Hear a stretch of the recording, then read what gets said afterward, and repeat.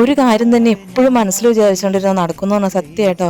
ഞാനൊരു 3-4 ദിവസമായിട്ട് ഇവിടെ ഉള്ളവർക്ക് സമാധാനം കൊടുക്കണ്ടായിരുന്നില്ല. ചക്കപ്പുഴുക്ക് തിന്നാൻ കൊതിയാവുന്നു എന്നും പറഞ്ഞുകൊണ്ടിരുന്നിട്ട് കേട്ട് അവരും മടുത്തു, പറഞ്ഞു ഞാനും മടുത്തു.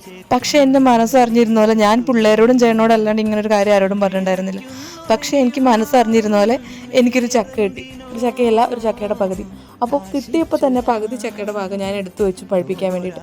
ബാക്കിയുള്ള ചക്ക എടുത്തിട്ട് കറണ്ട് ഉണ്ടായിരുന്നില്ല, വെട്ടം ഉണ്ടായിരുന്നില്ല, മഴയായതുകൊണ്ടേ ഇവിടെ കറണ്ട് ഒന്നും ഉണ്ടായിരുന്നില്ല. എന്നാലും വേണ്ടില്ല, അന്നേരം തന്നെ ഞാനത് വെട്ടിപ്പൊളിച്ചെടുത്തു. ഞാൻ അങ്ങനെ തന്നെ ചക്കയൊന്നും വെട്ടിയിട്ടില്ല കേട്ടോ. എന്നാലും ഞാനതൊക്കെ വെട്ടിപ്പൊളിച്ചെടുത്ത് ചക്കയൊക്കെ കുറേ ഞങ്ങൾ പച്ചയ്ക്ക് തിന്നു, ബാക്കിയൊക്കെ അരിഞ്ഞെടുത്തു. എന്നിട്ട് ചക്കപ്പുഴുക്ക് വെക്കാനുള്ള പരിപാടിയാണ്. അപ്പോൾ കറണ്ട് ഇല്ലാതെ തേങ്ങ അരച്ച് ചക്കപ്പുഴുക്ക് വെക്കലേ നടക്കൂല. പിന്നെ തോരൻ വെച്ചാലും ഈ മൂത്ത അക്കി ആയതുകൊണ്ട് അത്ര ടേസ്റ്റ് ഉണ്ടാവില്ല. അപ്പോൾ പിന്നെ നമ്മുടെ ഇവിടെ എല്ലാവരും വെക്കുന്ന ഒരു രീതിയാട്ടോ, ഞങ്ങളിങ്ങനെ ഏഷ്യാഡ് വെക്കുന്ന പോലെ വെച്ചു. എന്നാ ടേസ്റ്റ് ആയിരുന്നു. കിച്ചു ചോദിക്കുമായിരുന്നു അതിനകത്ത് തന്നെ അമ്മ ഇറച്ചി ഇട്ടിട്ടുണ്ടോന്ന്.